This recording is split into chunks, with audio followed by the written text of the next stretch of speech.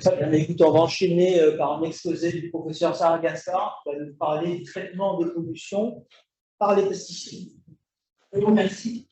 Tout d'abord, je vais remercier les organisateurs pour cette invitation à présenter nos travaux qui portent sur le traitement des pollutions par les pesticides de différentes manières. La première chose que je ferai, c'est de faire un petit historique de cette pollution par la chlordécone, parce que très souvent, il s'avère qu'on pose des questions par la suite. Les gens me disent, ah oui, mais ça a commencé comment, etc. Donc, je me suis dit qu'un petit historique serait intéressant à vous présenter. Alors, qu'est-ce que c'est que la molécule de chlordécone? Donc, c'est un pesticide organochloré. Cette molécule a été mise au point en 1951, puis modifiée en 1952.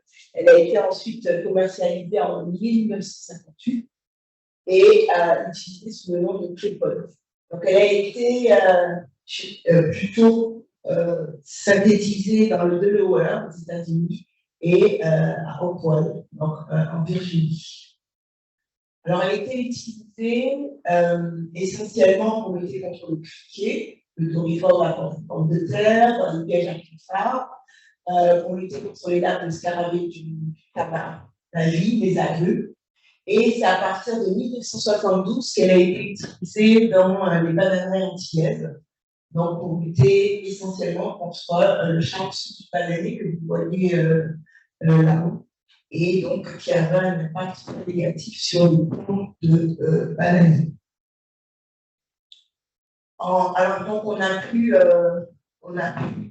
rapporter que 90% des 1600 tonnes de chlordécone produites aux États-Unis étaient exportées vers l'Europe, l'Asie, l'Amérique latine et l'Afrique, 160 tonnes aux États-Unis au Canada et plus de 1400 tonnes de conduits ailleurs. Donc, en fait, c'est une molécule qui a été utilisée par ailleurs, pas seulement en Suisse. Donc en Europe, elle a été utilisée en Espagne, en Autriche, en Allemagne, et importée par une société allemande, donc Spitz pour lutter contre le thorifort de la pomme de terre.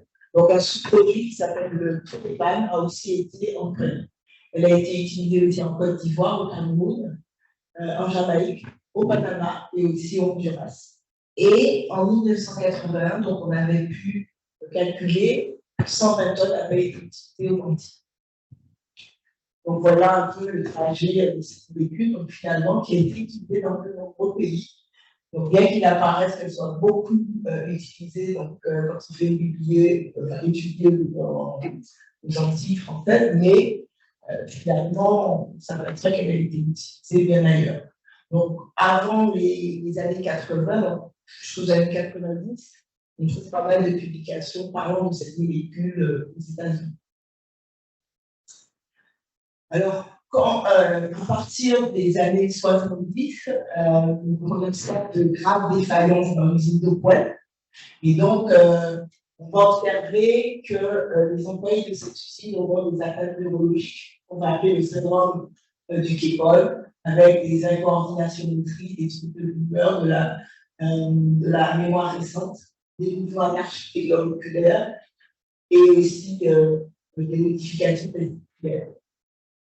Et donc, à partir de cet incident, donc, on va observer donc, un désastre écologique avec 4500 tonnes, kilogrammes déversés de chlordécone, 380 000 mètres cubes de sédiments qui se coulaient donc, tout le long de la rivière James donc, aux États-Unis. Et donc, à partir de là, il y aura un certain nombre de travaux sur les questions donc, de persistance de cette molécule, mais aussi des prémices de travaux sur la dépollution, sur la dégradation de cette molécule. Donc, suite à cette défaillance, suite à cette problématique aux États-Unis, la molécule est interdite à partir des années 1977 et 1978. Et par contre, donc ça aux USA. Par contre, elle va continuer à être produite en France, donc par la société Agroquímicos. Mais alors finalement, la commercialisation va aller en France, mais la molécule sera produite au Brésil et vendue par Calliope au Cameroun et par l'agarite aux États-Unis. Bien qu'en 1977 et 1980, deux rapports indiquant déjà une contamination alarmante des eaux superficielles de Guadeloupe et de Martinique soient sortis. Donc, c'est seulement en 1990 qu'on a un retrait de l'autorisation de cette molécule. En 1991, on a une première, on repère qu'on a des eaux, on mesure la chlordécone dans les eaux de boisson aux Antilles, donc en particulier en Martinique. Et le retrait définitif de cette molécule donc, a lieu en 1993. Donc, c'est en 2006. Une plainte est portée par les associations de Guadeloupe et de Martinique, et qu'en 2022, donc, la décision de justice apparaît être un non. Alors, quelles sont les conséquences de cet usage de la molécule de chlordécone? Donc, c'est essentiellement une pollution dans les zones de production de bananes, qui sont le sud de la Guadeloupe, donc le sud de la Basse-Terre, et le nord de la Martinique. Donc, ces zones, ce sont des zones qui sont en général très arrosées, très riches en eau, et qui constituent aussi le château d'eau de la Guadeloupe et de la Martinique.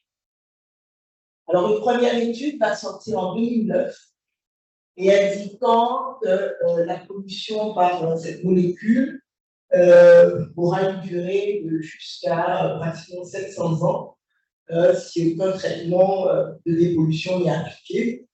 Une autre étude indique qu'on devrait avoir une pollution de 70 ans. C'est une étude qui est sortie par Montréal, mais qui est remise en question par Santé Vital en 2023. Donc, en fait, finalement, on a une pollution de tous les compartiments, donc de l'eau, des eaux de surface, des sols, et aussi des animaux d'élevage, et aussi de la volaille. Et bien sûr, avec pour conséquence, donc, une pollution des humains, donc avec 90% des populations de Guadeloupe et Martinique, qui ont une concentration détectable de chlordécone dans le sang. Donc, avec des taux de record, donc des conséquences sur la santé, avec des taux records de cancer de la prostate en Guadeloupe et en Martinique, une exposition maternelle à la chlordécone qui est associée de manière positive à un risque de prématurité, le rôle de perturbateur endocriniens de la molécule de chlordécone est aussi connu, et des effets neurologiques et sur le développement du nourrisson ont été décrits. Alors, donc effectivement, compte tenu de cette pollution, donc on a évidemment un impact sur l'économie, un impact social. L'impact sur l'économie, c'est la restriction d'usage des sols contaminés, la restriction de la pêche et de la culture dans les zones de contamination. Alors, une gestion, une possibilité de gestion et de culture en zone contaminée donc, a été utilisée par le CIRAD et par l'INRA. Donc, il a été proposé en fait qu'en fonction des concentrations de chlordécone dans le sol, on puisse compter un certain nombre de denrées. Donc, par exemple, si on considère un sol qui a une pollution comprise entre de plus de 1 mg par kilogramme de sol, donc on va pouvoir compter que des plantes aériennes. Donc, pour ce qui concerne des aliments, donc il va s'agir de bananes, d'avocats, de chrysophiles, et sans risque avéré, ou risque connu, qu'il y ait de la chlordécone dans les fruits, dans les légumes. Lorsqu'on a des concentrations qui sont entre 0,1 et 1 mg, donc on va pouvoir compter des fruits ou des légumes qui sont en contact avec le sol, mais pas de racines. Et pour des concentrations inférieures à 0,1 mg par kilogramme de sol, donc on pourra aussi planter des racines. Alors, il a été aussi proposé, donc ça, c'est un travail qui a été mené par l'INRA et le CIRAD, on pourrait utiliser des composts, on peut utiliser des composts et réduire de manière significative la concentration de chlordécone dans les plantes, en particulier dans les racines. Donc, finalement, on a des concentrations qui sont de l'ordre de 1500 microgrammes par kilogramme en absence de compost, et ces concentrations peuvent être réduites pratiquement à 10 microgrammes par kilogramme lorsqu'on va utiliser des composts pour planter, donc à peu près 5% de compost. Pour ce qui concerne les dalles, donc une solution qui a été proposée est d'utiliser, donc ça par l'UNRWA essentiellement, et de faire en sorte que les bovins puissent passer une année dans des sols, dans des zones qui sont non contaminés. Et on observe très clairement qu'on a une diminution, donc en fait, de la quantité de chlordécone dans le sang des bovins. Donc, pour ce qui concerne l'eau, donc à partir de 2001, ont été installées des stations de traitement par charbon actif afin de réduire donc l'exposition à la chlordécone. Alors, au laboratoire Covachim, donc nous avons mené un certain nombre de travaux que je vais vous présenter. Donc, notre laboratoire travaille essentiellement sur la valorisation de la biomasse. Et en particulier, il travaille à la synthèse de matériaux carbonés à partir de la biomasse. Donc, ces matériaux carbonés sont essentiellement des charbons actifs que nous appliquons au traitement des eaux contaminées par les pesticides et aussi à la séquestration des pesticides pour limiter les transferts vers les plantes et vers les animaux d'élevage. Nos travaux aussi concernent la remédiation des sols et la dégradation des pesticides. Donc, je vais un peu vous présenter l'essentiel de nos travaux dans ces différents domaines. Alors, effectivement, on entend beaucoup parler de la chlordécone, mais il y a aussi une molécule qui s'appelle le HCH, donc c'est le lindane. Le lindane, c'est une molécule qui a été utilisée bien avant la molécule de chlordécone, donc à partir des années 60. Et donc, on retrouve des traces de cette molécule. Alors, il faut savoir que le lindane est un des isomères du HCH. Le HCH, c'est une molécule donc, qui comporte en fait c'est une famille de molécules. Et il y a un des isomères, un élément de cette famille, qui est très peu biodégradable et que jusqu'à présent, on va retrouver dans les sols de bois. Et donc, nos travaux ont généralement porté sur ces deux molécules, le HCH et la molécule de chlordécone. Alors, donc, pour préparer des charbons actifs, il faut qu'on procède tout. Donc, on va réaliser ce qu'on appelle l'activation. L'activation va permettre de fabriquer des pores à l'intérieur d'un charbon. D'accord? Donc, tout le monde connaît le charbon. Le charbon est dit actif à partir du moment où il contient des pores. Et donc, à l'intérieur des pores, donc dans les trous, vont pouvoir se loger les molécules de polluants. Et donc, il faut savoir qu'un gramme de charbon peut avoir une surface spécifique de plus de 1000 m². Ça veut dire que si on établit la surface du pore, en fait, on a une surface totale qui correspond à 1000 m². Et donc, ce qui explique finalement que les charbons actifs ont un pouvoir de fixation des polluants qui soit extrêmement élevé. Donc, on va réaliser différents types de charbons actifs et donc, on va les caractériser par différentes méthodes et ceci va nous permettre d'étudier les mécanismes en fait, de fixation de nos molécules sur les charbons actifs. Donc, qu'est-ce qu'on a pu montrer? Donc, on a pu montrer que le charbon actif permettait une absorption efficace de la molécule de chlordécone lorsqu'il contenait des groupements chimiques de nature active. Ceci aussi bien pour la chlordécone que pour la molécule de HCH. Donc, ces travaux ont été réalisés expérimentalement, mais aussi par modélisation moléculaire. Donc, ceci en collaboration avec l'Université de la Havane, avec l'INSPEC. Et ces travaux ont été réalisés grâce au calculateur du C3I que Pascal vous a présenté. Donc, la modélisation moléculaire a permis de confirmer ce que nous avions montré expérimentalement. Un autre travail qui a été réalisé, donc nous avons utilisé des cyclodextrines, pour ceci en collaboration avec les TH de Zurich. Nous avons utilisé des cyclodextrines et nous avons pu démontrer en fait que la molécule de chlordécone pourrait être fixée fortement dans les cyclodextrines jusqu'à conduire un complexe qui était insoluble dans l'eau. Ce qui permet en fait de penser que l'on pourrait fixer cette molécule et ensuite filtrer ces récipients insolubles, donc de manière à débarrasser l'eau de ces molécules.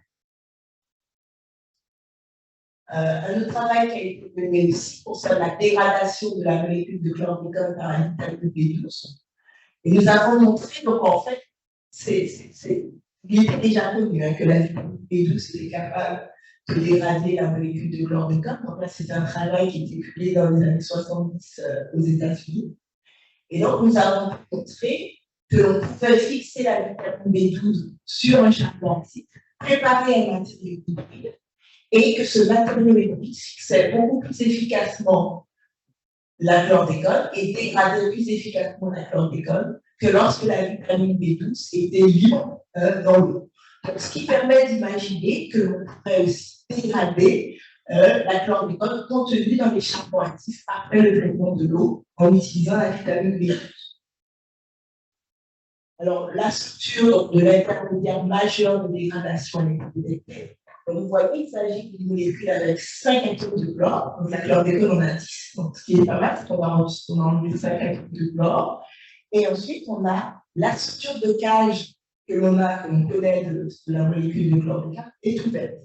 Ce qui rend la molécule, finalement, beaucoup plus dégradable, donc plus dégradable que la molécule de départ. Alors, un travail qui a commencé il y a quelques années, une dizaine d'années, donc en 2010, le challenge était de déterminer si on pouvait dégrader de manière microbiologique la chlordécone. Alors, pourquoi c'était si important? C'était important parce que, d'une part, il fallait trouver en fait une méthode de dépollution des sols, puisque les sols sont contaminés, donc pratiquement on compte à peu près un tiers des sols agricoles de la Guadeloupe, et même pour la Martinique. Et donc l'idée était de trouver et de chercher si dans les sols de Guadeloupe et de Martinique, on pouvait trouver des bactéries capables de dégrader la molécule de chlordécone. Donc pour ça, on a réalisé ce qu'on appelle des microgolfs. Donc en fait, ce sont ces solutions dans lesquelles on va mettre du sol, on va mettre la molécule de chlordécone et on va mettre un certain nombre de nutriments qui vont permettre la croissance des bactéries. Et donc, on a pu ainsi démontrer que la chlordécone était dégradable, mais ceci uniquement en absence d'oxygène. Donc, il faut savoir qu'il était dit aussi que la chlordécone n'était pas une molécule dégradable. Ça, c'est quelque chose que l'on a vu dans la littérature pendant quelques années. Donc, nos travaux ont permis de nous dire ça, que la chlordécone était biodégradable. Et une autre équipe aussi a montré qu'en utilisant des sols de Martinique, une équipe du CEA, on pouvait dégrader la molécule de chlordécone. Maintenant, il s'agissait de déterminer quels étaient les produits de dégradation de la molécule. Alors ça, c'est quelque chose qui est extrêmement important. Parce que dans le cas où, quand on va mettre en place un système de dépollution, il faudra suivre cette dépollution, donc déterminer quelles molécules sont formées. Et aussi, surtout, une chose qui va être importante, c'est de déterminer quelle est la toxicité des molécules qui sont formées. C'est extrêmement important afin de savoir si les molécules formées sont plus ou moins toxiques que la molécule de départ. Donc, finalement, nous avons détecté plusieurs familles de molécules qui sont produites lors de la dégradation microbiologique de la chlordécone. Donc, on a des hydrochlordécones, des chloroindènes et des chloroindènes carboxylés. Alors, ce travail a été réalisé en collaboration avec l'Université de Toronto, qui dispose en fait des outils analytiques en termes de HPLC, MSMS, pour la détection de ces molécules. Donc, ces travaux montrent que l'on arrive à des molécules qui sont dégradables aussi en conditions aérobiques, donc c'est ce qui est extrêmement important, qui ont une grande solubilité, puisqu'on a des molécules qui contiennent des groupements carboxyliques. Et donc, là maintenant, reste pour nous à déterminer donc, comment on pourrait améliorer les cinétiques de dégradation et à déterminer en fait les bactéries qui sont capables de dégrader, il y a des consortiums de bactéries qui sont capables de dégrader cette molécule. Donc, Gaëlle Bruyal, qui travaille les postdocs sur ce projet, donc, présente un poster sur ses travaux. Et donc, elle apporte aussi le volet qui est plus en rapport avec le contraire, donc de biologie moléculaire.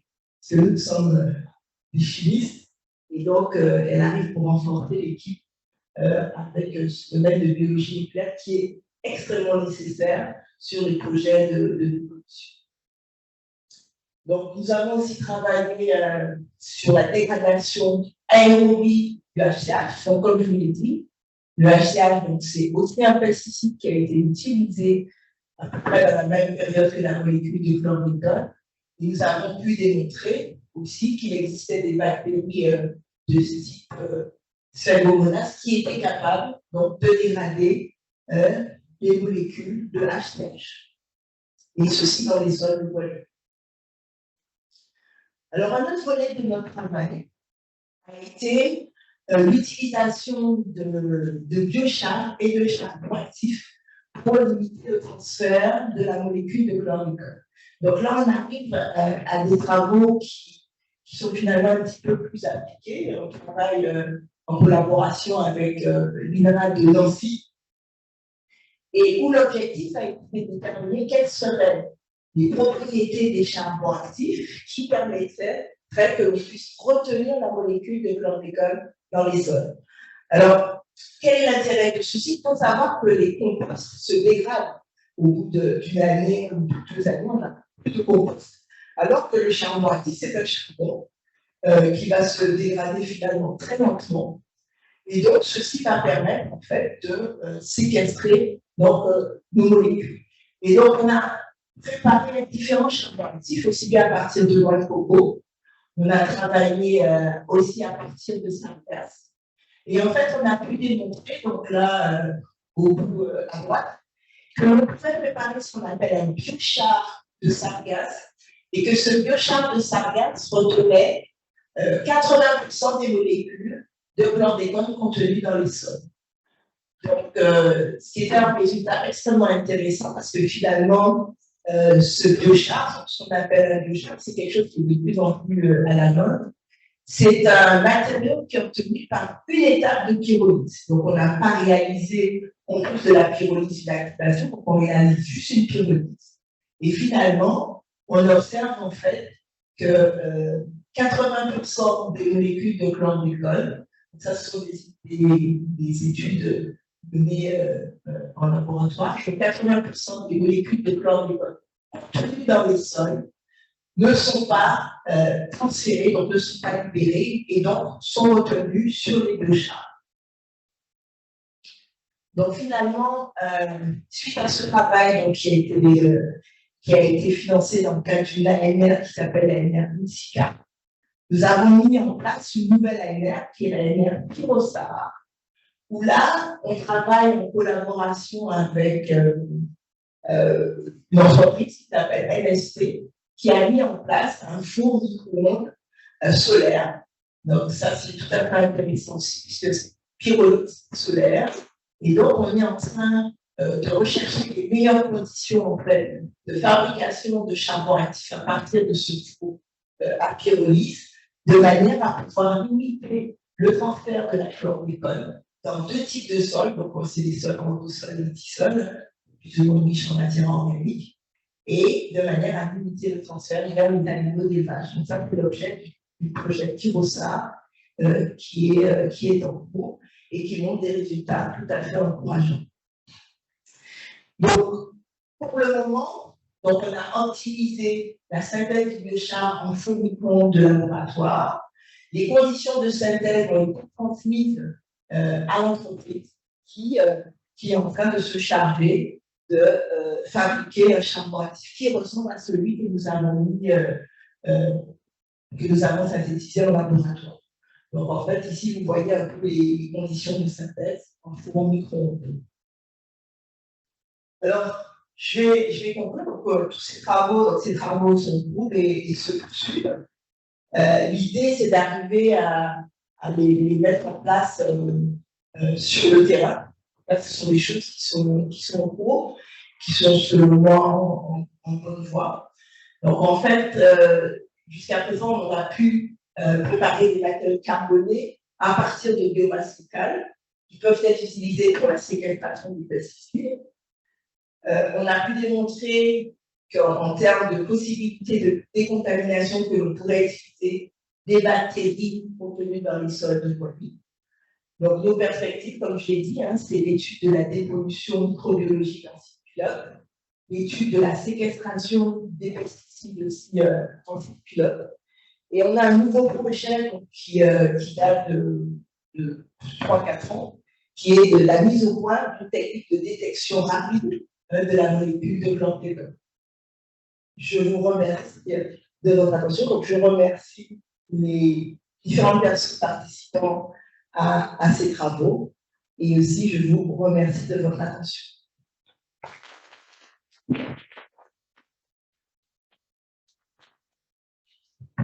Merci beaucoup, professeur Gaspard. Est-ce que vous avez des questions?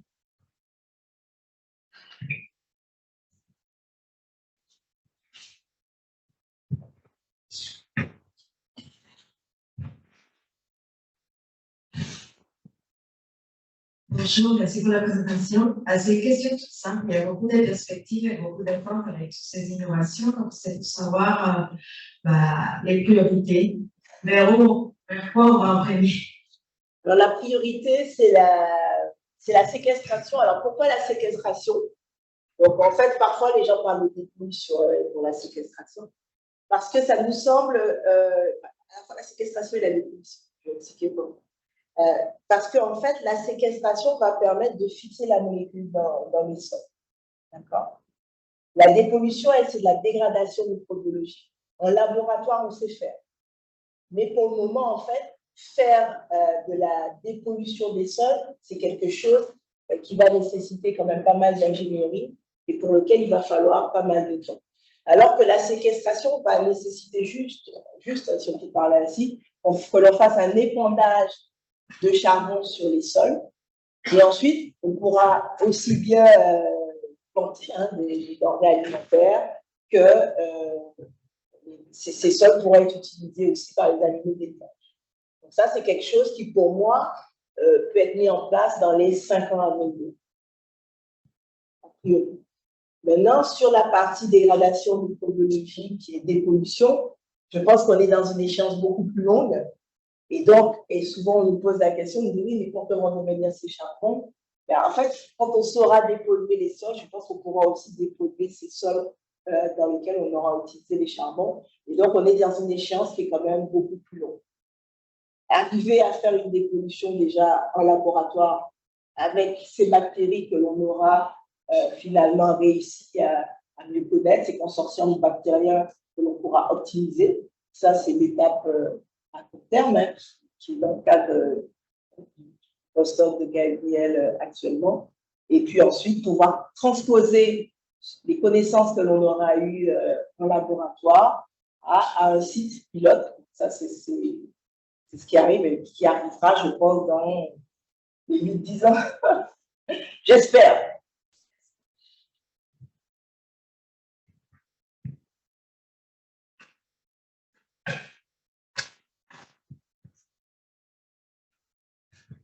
Laurent, quelle est la fréquence de repoussement à micro-ondes? Alors, nous, on a travaillé à 1200 watts. Non, je ne pourrais pas te le dire. Je ne pourrais pas te le dire. Franchement, il faut que je regarde dans la notice de l'appareil pour le dire. OK. Oui. Une question de pénalité. Dans les sargasses, c'est capté les métaux. Et qu'est-ce qu'il en est de ces détricots qu'on va faire la théorie? Est-ce qu'on va les est-ce qu'il y a quand même dans le charbon, ça pourrait contaminer les sols Il y a eu ces travaux, du coup. Oui, donc là, on fait un suivi de l'arsenic en particulier. Donc, pour le moment, en fait, on a eu des sargasses qui contenaient 70 mg par kilogramme d'arsenic, donc à leur arrivée. Après pyrolyse, on arrive à des concentrations qui sont de 1,2 mg par kilogramme. Donc, ce qui fait qu'on a une très forte diminution. Et ça, c'est avant lavage, parce qu'on a une étape de lavage aussi qui est extrêmement importante. Donc, ce que l'on peut dire actuellement, c'est que la pyrolyse permet de diminuer de manière très importante les concentrations d'arsenic. Il faut savoir qu'il y a un arsenic qui est organique, qui va pouvoir être volatilisé. Il y a des formes d'arsenic qui sont plus ou moins labiles. Donc, maintenant, pour les autres métaux lourds, donc en fait, les premières hypothèses et les premières informations qu'on a l'air de montrer, on va les retrouver plutôt dans les eaux de lavage des charbons. Et cette étape de lavage est extrêmement importante, en fait, lorsqu'on aura fini la synthèse des matériaux. Mais c'est un suivi qui est en cours, donc on a démarré par l'arsenic. Et donc, quand on voit un petit peu la littérature, c'est ce qui nous semble. Donc, parce qu'effectivement, épandre des charbons avec de l'arsenic, c'est mettre une nouvelle pollution. Donc, on est très conscient de cela.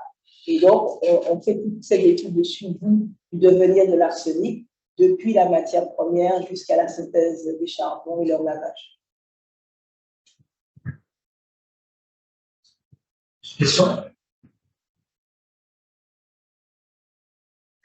Je pense qu'on peut remercier le professeur Mesmer.